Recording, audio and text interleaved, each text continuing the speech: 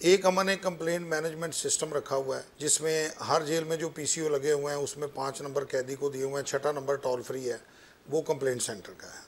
इसके अलावा एक मोबाइल नंबर है जो कि वहाँ पे हर जगह पे डिस्प्ले हुआ है जेलों में, कि आप उस पर कोई भी बंदा जो किसी कैदी का वारस है या रिश्तेदार है जो मुलाकात पे आया या किसी हवाले से कोई कंप्लेंट है, वो भी कंप्लेंट दर्ज करवाता है और वो खुद कार सिस्टम के तहत कंप्लेंट बाकायदा रिकॉर्ड हो जाती है। रिकॉर्ड होकर फिर हम उस पर अमल दरामद शुरू करते हैं। जो कंप्लेंट है उसकी फौरी रिपोर्ट ली जाती है। अगर कोई ज़्यादा, अब जिस तरह हमें काफ़ी अरसा हो गया इस सर्विस में, तो हमें पता चल जाता है इब्तदाई उसकी रीडिंग से कि ये कंप्लेंट किस हद तक दुरुस्त हो सकती है या नहीं हो सकती।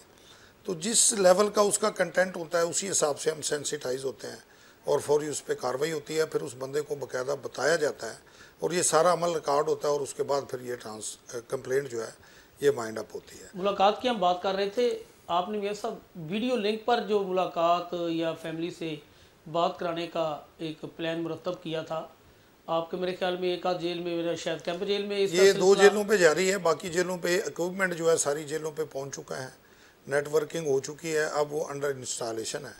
तो हम उम्मीद कर रहे हैं कि इस महीने के एंड तक वो चल जाएगी। ये तमाम जहां ये काम शुरू है तमाम कैदियों को ये सहूलत हासिल है या उसके लिए कोई मखसूस कैदी हैं कि भाई? नहीं, उसमें जो ख़ास तौर पे दहशतगर्दी में हैं या कोई हाई प्रोफाइल डेंजरस प्रिजनर हैं, साफजार है, उनको तो जो हिफाजती सिक्योरिटी में बंद होते हैं उनको तो नहीं होगी, बाकी कैदियों को अवेलेबल होगी। तो अभी हम सजाए मौत को भी हमने दे दी है, जो ब्लास्फेमी में है उनको भी दे दी है। वो बंद रहते हैं 24 घंटे ताकि उनका घरों में रब्ता हो और उनको ज़हनी तौर पर जो है वो एक बेहतर मतलब डिप्रेशन से निकलें और एंजाइटी से निकलें।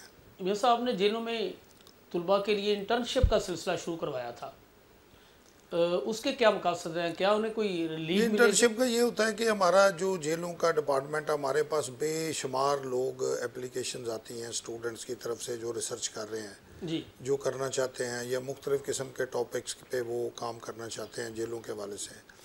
तो उसके बाद हमें ये ख्याल आया और ये चीफ मिनिस्टर साहबा ने इसका नोटिस लिया और उन्होंने कहा कि आप जो इनको इंटर्नशिप जो है स्टूडेंट्स को करवाएं 3 महीने की, ताकि उनको एक प्रैक्टिकल फर्स्ट हैंड एक्सपीरियंस और नॉलेज बेस उनकी बने, ताकि जब वो कल कलां को किसी सर्विस में जाते हैं तो अपनी सर्विस के हवाले से उनको एक प्रैक्टिकल उनका विजन हो और अच्छी डिलीवरी के हवाले से वो इक्विप हों।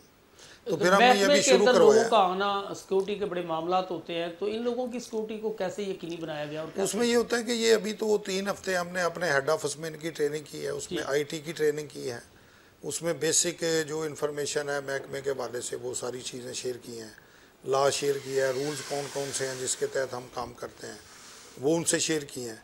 अब इनको हम अटैच कर रहे हैं जेलों पे।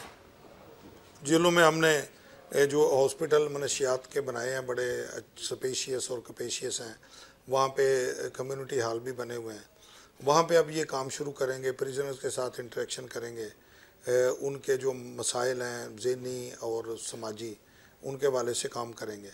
और उसके बाद के हवाले से आपने मियाँ साहब जेल खाना जात में कोई मुतालियाती लाइब्रेरी या रीडर सोसाइटी का जो इस्तेमाल किया है, कहाँ तक कामयाबी हासिल हुई है? और ये उसमें हमने एक तो हर जेल में रीडर सोसाइटी बनाई है। अभी सेकंड फेज़ में हमने ये किया है कि जेल के अंदर एक सेंट्रल लाइब्रेरी बनाने की बजाय जहाँ पे 25-30 लोगों की गुंजाइश हो, जेल की पॉपुलेशन 3-4 हज़ार है, तो अभी हम ये कर रहे हैं कि हर बैरक में हम जो है ना वो किताबों की अलमारी रख रहे हैं ताकि उसमें 300-400 किताबें मौजूद हों और वो जो लोग हैं वहाँ से ही किताब लें और पढ़ें और वहाँ रख दें। और इसको फिर हम ये 10-15 बैरक्स में जो अलमारियाँ होंगी वो उनको किताबें हर महीने हम रोटेट करते रहेंगे और उसमें नई किताबें भी ऐड होंगी ताकि किताबों की जो एक्सेस है कैदियों तक वो हर वक्त हो।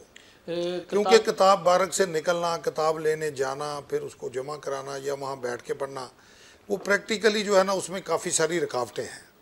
तो इसका फिर हल हमने ये निकाला कि अगर बैरक है 200-300 बंदा है, वहाँ पे 300-400 किताब रख दी जाए अलमारी में साफ़ सुथरी, एक बंदे को निगरान मुकर्रर कर दिया जाए, वो किताबें दे और उसके बाद लेके रख दे, अगले दिन फिर दे दे, रख दे। किताबें हर किस्म की हैं, ज़्यादातर मजहबी भी हैं, सीरत नबी की किताबें हैं, इस्लाम पे हैं, जो गैर मुतनाज़ा किताबें हैं, कुरान पाक की तफसीर की चीज़ें हैं, तारीख़ की किताबें हैं। फिर उसके अलावा जो लोग स्टडी करना चाहते हैं उनके लिए हैं, एग्रीकल्चर पे, बेसिक हेल्थ पे, मुख्तलिफ बीमारियों के हवाले से इंफॉर्मेशन है, इस तरह की चीज़ें हैं। जेलों में सेहत के हवाले से बड़े मसाइल होते हैं, क्या कोई कैदियों और हवालातियों के लिए कोई खेलों का अहतमाम भी होता है? जी, ताकि खेलों का हमने किया है, अभी शुरू किया है। अभी 14 अगस्त को हमने पंजाब की हर जेल में रस्साकशी, फुटबॉल, वॉलीबॉल ये टूर्नामेंट करवाए हैं और हर 12 की टीमें बनाई हुई हैं। वो जहाँ जहाँ पे स्पेस अवेलेबल है वहाँ पे वो प्रैक्टिस भी करते हैं, डेली घंटा 2 घंटे अपना फिज़िकली इन्वॉल्व होते हैं। और 14 अगस्त को हमने हर जेल पे बड़े ग्रैंड इवेंट कराए हैं और MPA साहबान और जो वहाँ के मकामी एडमिनिस्ट्रेशन है, कमिश्नर साहब, DC साहब, DPO साहब, उनको एज ए गेस्ट भी बुलाया है और ये सिलसिला जारी रहेगा। खेलों के इस इनकाद में आप सिर्फ हवालाती जो लोग हैं वही या कैदी? नहीं, कैदी हवालाती सारे, अनलेस एंड अनटिल जो सजाए मौत के हैं या कोई दहशतगर्दी में डेंजरस प्रिजनर हैं जो सेलुलर कन्फाइनमेंट हैं, उनको साफ ज़ाहिर है फिर हम अलाउ नहीं करते।